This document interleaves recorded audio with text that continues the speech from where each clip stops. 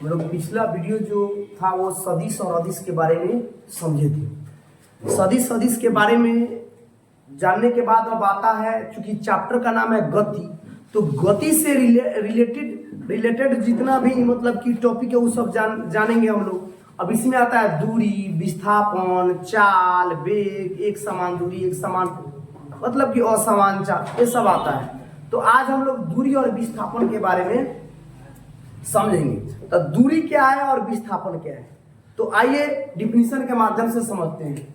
दूरी किसी गतिशील वस्तु द्वारा तय किए गए वास्तविक लंबाई। अब देखिए गतिशील वस्तु मतलब क्या हुआ, हम लोग भी दौड़ेंगे तो हम लोग भी गतिशील हो जाएंगे। बस क्या है, गतिशील है। कार क्या है, गतिशील है। ट्रेन ये भी गतिशील मतलब चलती है, तो सब क्या होती है, गतिशील होती है। तो मान लीजिए इस बिंदु ए से बी बिंदु तक बस चाहे कार या मोटरसाइकिल कोई चलती है, मान लीजिए 5 किलोमीटर।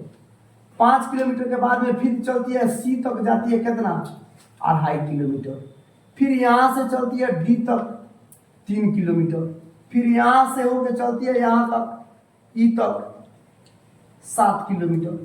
तो इसकी टोटल दूरी कितनी है, 5 3 8 8 7 15 15 और 2 17 17.5 किलोमीटर। आया कि नहीं बात समझ में? अब दूरी का मतलब हुआ कि किसी गतिशील वस्तु द्वारा तय की गई वास्तविक लंबाई को दूरी कहते हैं। वास्तविक लंबाई यानी यहां ए से लेकर ई तक कितनी लंबाई तय की है। तो एक बार और हम समझते हैं। मान लीजिए हम यहां से चलते हैं अपने गंतव्य स्थान से ए से चलते हैं हम 5 किलोमीटर बी तक, बी से चले सी तक 3 किलोमीटर, सी से घूम गए फिर 4 किलोमीटर चले डी तक। तो इस जो दूरी हमने तय किया है यानी ए से बी तक की वास्तविक लंबाई क्या है, 5 3 8 4 12 किलोमीटर। यानी यह क्या हो गई, हमारी दूरी हो गई।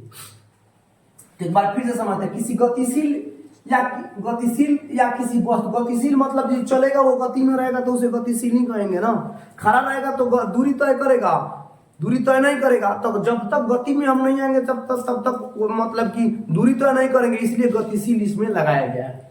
किसी गतिशील वस्तु द्वारा तय किए गए वास्तविक लंबाई, अब यहां से यहां तक की लंबाई चाहे यहां से यहां तक की लंबाई, वास्तविक लंबाई को दूरी कहते हैं। इसे किस चीज से सूचित करते हैं, एस से। इसे किस चीज से सूचित करते हैं, तो एस से। इसका एसआई मात्रक मीटर होता है। इसका एसआई मात्रक क्या होता है, मीटर होता है। यानी कौन है एसआई मात्रक, जैसे कि पिछले टॉपिक में हम लोग समझे थे कि यहां से हमको बी तक जाना है तो कथी में मापते हैं, मीटर में या किलोमीटर में। तो इसका बड़ी मात्रक जो हो गया किलोमीटर हो जाएगा, छोटी मात्रक हो गया मीटर। और सीजीएस सिस्टम में इसको सेंटीमीटर कहते हैं। सीजीएस सिस्टम में हम लोग क्या करते हैं, कहते हैं इसको सेंटीमीटर। जैसे इसको लिख भी दिया गया है, सीजीएस मात्रक इसका सेंटीमीटर होता है। यह एक अदिश राशि है।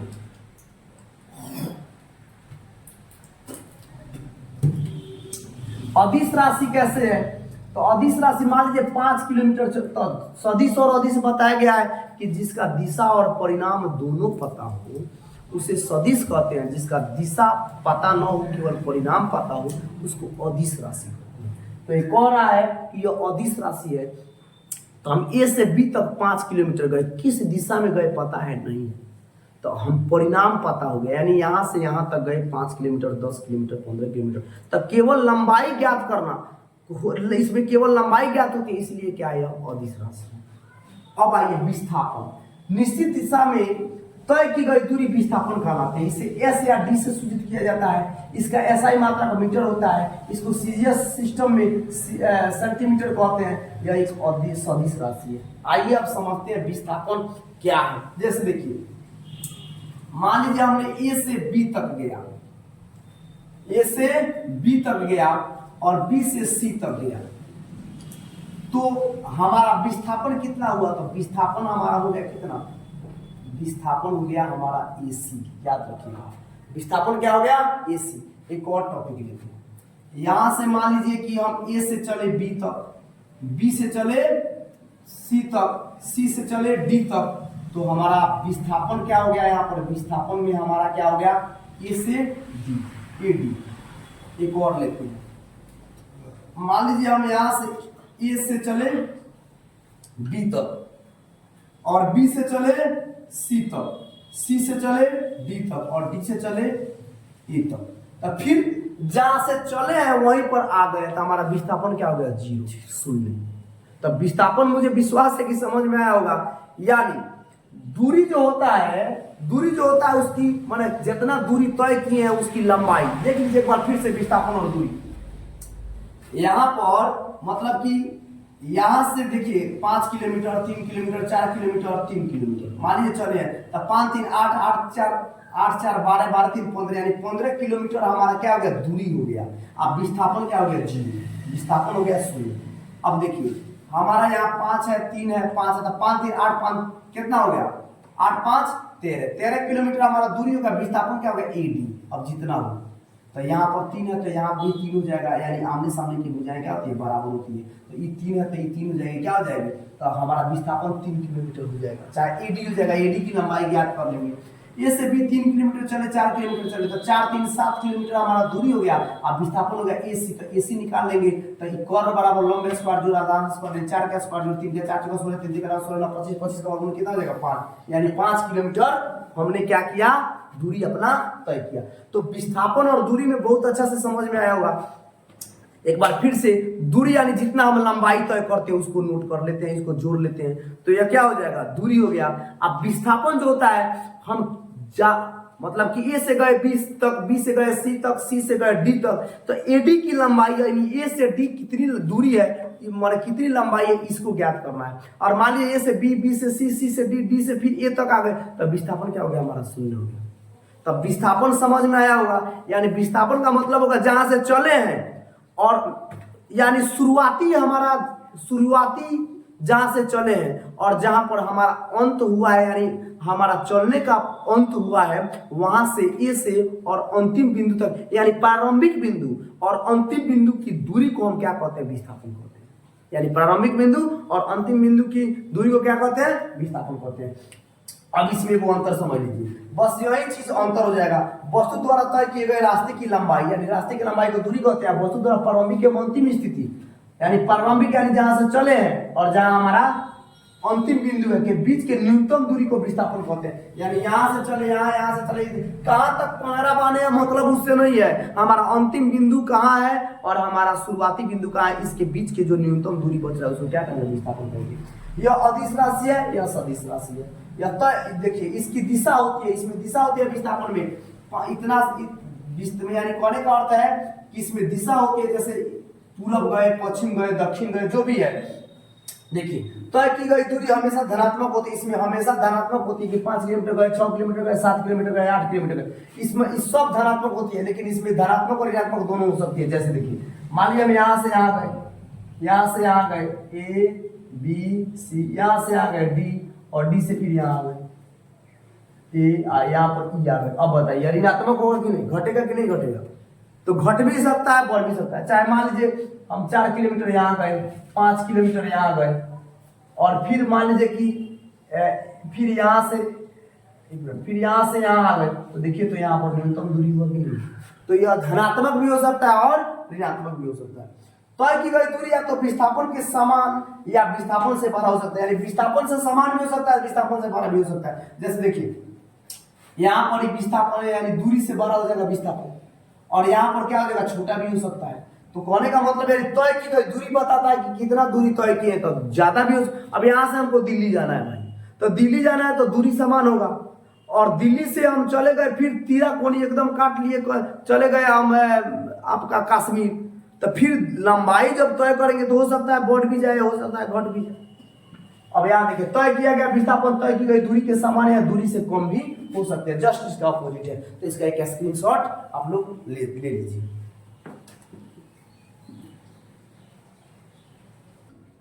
तो अब आगे जो है हम लोग पढ़ेंगे चाल के बारे में।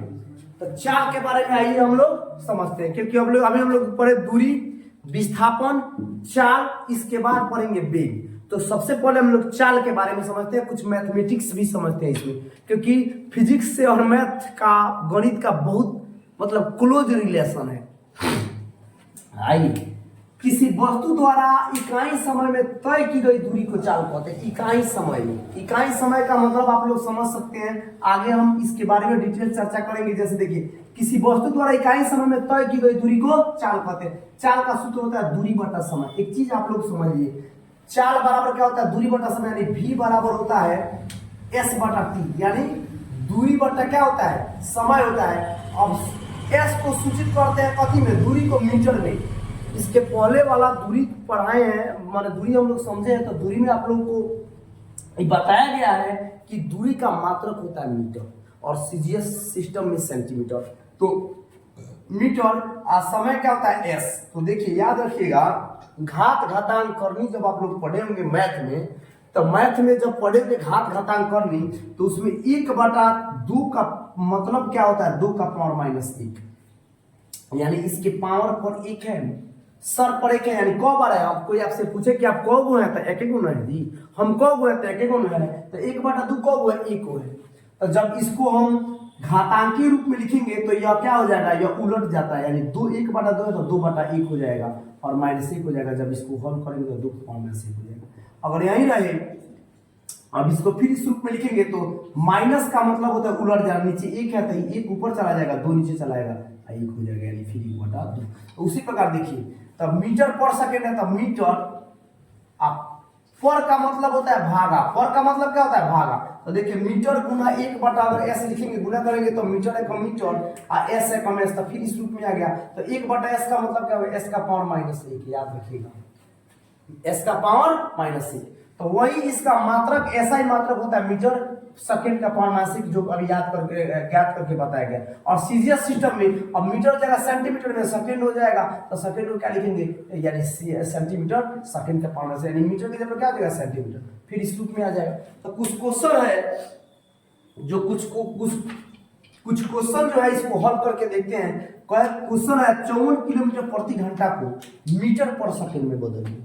तो देखिए 54 किलोमीटर, पहले ये चीज समझिए, 1 किलोमीटर बराबर 1000 मीटर होता है,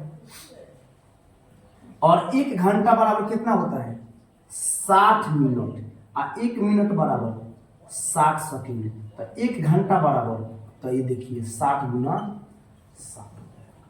अब यहाँ पर समझते हैं, अब 50 किलोमीटर प्रति घंटा का मतलब क्या हो गया, देखिए सॉरी 54 किलोमीटर प्रति घंटा का, तो 54, ध्यान रखिएगा 54 किलोमीटर प्रति घंटा का मतलब था 54 किलोमीटर। आप प्रति मने भागा, प्रति मने देखिए आप समझे, प्रति मने भागा और बाटा क्या हो जाएगा, घंटा।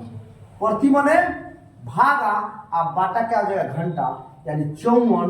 किलोमीटर को जब मीटर में कह रहा था, मीटर में बदलिएगा तो गुना 1000, और घंटा को जब सेकंड में बदलिएगा तो 60 गुना 60। देखिए बहुत आसान है क्वेश्चन, ये बहुत जरूरी चीज है। 1 सोना से 1 सोना, 1 सोना से 1 सोना, 6 9 54, 3 त्रिका 9, 3 दूनी 6, ये हो जाएगा आपका 2 5, 5 त्रिका 15। तो अब क्या हो जाएगा, 15 क्या, तो मीटर प्रति सेकेंड, ये हो गया मीटर प्रति सेकेंड में बदल गया, समझ में आया होगा। अब इसी को सेंटीमीटर सेकेंड में बदलेंगे, तो देखिए 54 किलोमीटर प्रति घंटा को हमको क्या बदलना है, सेंटीमीटर प्रति सेकेंड में। अब देखिए 54 हो गया, अब किलोमीटर, यहाँ पर जब किलोमीटर है तो किलोमीटर, अब प्रति का मतलब भागा, और घंटा का मतलब क्या होगा, भागा घंटा। तो देखिए 54 गुना, किलोमीटर को जब मीटर में बदलिएगा तो 1000 से गुना कीजिएगा। अब 1000 से, यानी 1 किलोमीटर बराबर 1000 मीटर, और 1 मीटर बराबर 100 सेंटीमीटर। तो देखिए, तो फिर यह सेंटीमीटर में कह रहा था, सेंटीमीटर बदलने के लिए फिर 100 से गुना करेंगे। अब बाटा सेकेंड कह रहा है तो घंटा को वही 60 गुना 60 ही करेंगे। 1 सोना से 1 सोना, 1 सोना से 1 सोना, 6 9 54, 3 त्रिका 9, 3 दूनी 6। अब 3 से जब 2 से कटाएंगे तो 2 5 10 0 0, यानी 5 त्रिका 1500, यह क्या हो जाएगा, सेंटीमीटर प्रति सेकंड। तो इस प्रकार का क्वेश्चन मिले तो आराम से बना लीजिएगा। कुछ में किसी भी चीज में बदलने के कहे तो घबराने की मतलब है, जरूरत है। प्रति का मतलब होता है बाटा, मीटर प्रति सेकंड है मीटर बटा सेकंड, सेंटीमीटर प्रति सेकंड है सेंटीमीटर बटा सेकंड। अब जो कहेगा उसको उस रूप में बदल के आराम से हल कर लेंगे। अब देखिए, तो ये किसी वस्तु की गए समय में तय की गई दूरी को चाल कहते हैं। अब चाल के प्रकार, चाल कितने प्रकार के होते हैं? चाल 4 प्रकार के होते हैं। पहले का एक समान चाल। एक समान चाल का मतलब क्या हुआ? हम यहां से मान लीजिए पटना जा रहे हैं, तो पटना एकदम 40 किलोमीटर प्रति घंटा के स्पीड से जा रहे हैं, फिर वहां से 60 किलोमीटर प्रति घंटा के स्पीड से जा रहे हैं। यानी एक समान चाल से अगर हम चलते जाएं, हमको पटना जाना है तो मान लीजिए 40 किलोमीटर के रफ्तार से ना कम करे ना बेसी जाएंगे। अब इसका मतलब 40 किलोमीटर प्रति घंटा के रफ्तार से जा रहे हैं, तो कोई 50 कर दिए, कोई 60 कर दिए, कोई 80 हाँक दिए, कोई 10 कर दिए, तो एक समान चाल हुआ नहीं। यानी एक समान से 40 पर जा रहे हैं तो 40 पर सीधे जाए तो उसको क्या कहते हैं? एक समान चाल। यदि कोई वस्तु समान समय अंतराल में, यानी समान समय यानी 1 घंटा 2 घंटा 3 घंटा 5 मिनट में समान दूरी तय करे, माने 1 घंटा में 1 किलोमीटर, 5 घंटा में 5, माने जितना एकदम समान समय में समान चाल, तो चाहे समय अंतराल कितना ही छोटा हो चाहे कितना ही बड़ा क्यों नहीं हो, उसे क्या कहेंगे? एक समान चाल कहेंगे। जैसे यहाँ से अभी बताया पटना जाना है तो हमको 5 घंटा में तय करना है, तो 5 घंटा में एकदम एक स्पीड से चलते जा रहे हैं, उसको क्या कहेंगे? एक समान चाल। अब दूसरा आता है असमान चाल। तो अभी बताए हैं, अब यहाँ से हमको पटना जाना है, कोई 40 किलोमीटर प्रति घंटा, कोई 60 किलोमीटर प्रति घंटा, कोई 80 किलोमीटर प्रति घंटा और कोई 10 किलोमीटर प्रति घंटा। तो अलग अलग क्या हो गया? दूरी अलग अलग समय हुआ। तो कोई 1 घंटा में 40 किलोमीटर तय किए हैं, तो कोई 1 घंटा में 80 किलोमीटर, कोई 1 घंटा में 10 किलोमीटर, तो कोई 1 घंटा में 60 किलोमीटर। तो समय उतना ही है लेकिन चाल बदल गया है हमारा, कहीं 60 कहीं 80 कहीं 90, तो उसको कहेंगे असमान चाल। देखिए, यदि कोई वस्तु समान समय अंतराल में समान दूरी तय करती है तो समझा जाता है कि वह असमान चाल में समझा जाता है। यानी कोई वस्तु समान समय अंतराल में असमान दूरी तय करती है, देखिए असमान दूरी तय करती है तो समझा जाता है कि वह वस्तु असमान चाल में समझा जाता है। अब तीसरा है तात्क्षणिक चाल। अब तात्क्षणिक चाल क्या है? अब मान लीजिए कि कहीं हम जा रहे हैं और किसी एकदम निश्चित समय में, जैसे मान लीजिए कि हमको पटना जा रहे हैं 50 किलोमीटर प्रति घंटा के रफ्तार से जा रहे हैं, लेकिन कहीं कोई वक्त आ जाता है कि उतना देर में हमको यहाँ पर पार कर जाना है, उसको बोलेंगे तात्क्षणिक चाल। जैसे देखिए किसी खास जगह पर, यानी खास जगह जैसे हो गया, मान लीजिए जैसे कि हम लोग जा रहे हैं, टोल टैक्स लग गया, तो टोल टैक्स लग गया, तो टोल टैक्स पर कोई नहीं है तो हम सोचेंगे कोई से फोन आ गया कि टोल टैक्स पर नहीं है, चाहे काट के कोई तेजी से हमको वही स्पीड पर करना है, तो वो खास जगह हो गया, वहां से दूरी हम तय कर ली, चाहे भूलिया के उधर से भाग गए, चाहे कोई टोल टैक्स वाला नहीं है तो आराम से तेजी से भाग गए, तो वो क्या हो गया? खास समय में खास चाल हो गया। जैसे देखिए किसी खास जगह पर किसी खास समय में वस्तु की चाल, उसकी तात्क्षणिक चाल कहलाती है। अब औसत चाल देखिए, भिन्न भिन्न समय अंतराल में, जैसे भिन्न भिन्न समय अंतराल में कब 4 बजे 3 बजे 2 बजे, भिन्न भिन्न समय अंतराल हो गया, 3 घंटा 2 घंटा 4 घंटा। समय अंतराल में तय की गई कुल दूरी तथा तय की गई दूरी में लगे समय के अनुपात को औसत चाल कहते हैं। यानी जितना दूरी तय किए हैं और जितना जितना समय लगा है, तो कुल दूरी बटा कुल समय औसत चाल बराबर होता है। तो यह हमारा चाल का प्रकार हो गया। चाल के बारे में समझिए। हम लोग इसके बाद वाले टॉपिक में वेग के बारे में पढ़ेंगे, वेग के बारे में पढ़ेंगे, और बाकी इसमें से बहुत सारा मैथ अभी है इसमें, तो हम लोग वेग के बारे में पढ़ेंगे और जितना इससे संबंधित मैथ है हम लोग उसको समझने का प्रयत्न करेंगे। तब तक इसका एक स्क्रीनशॉट ले लीजिए।